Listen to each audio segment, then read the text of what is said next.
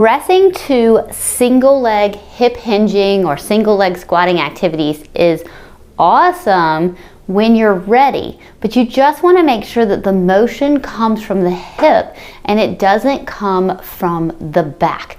So what I want you to do is take a look at how your hip moves.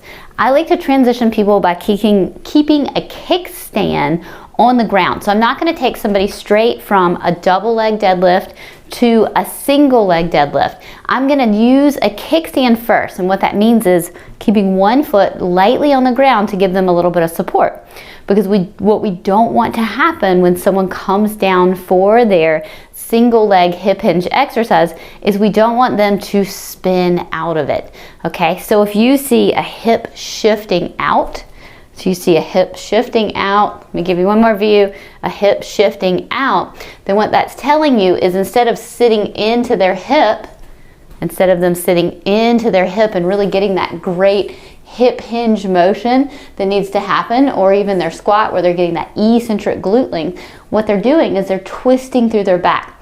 So if the hip moves in like that, then the motion will come from a back twist. You're gonna get a lot of QL. So you're probably going to see a lot of QL tightness in someone where this happens.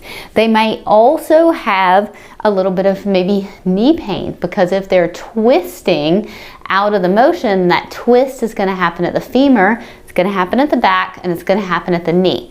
Okay, so what you want to do is have them take their hands and think about that single leg hinge, and think about them driving like they're trying to back up a car into a parking spot.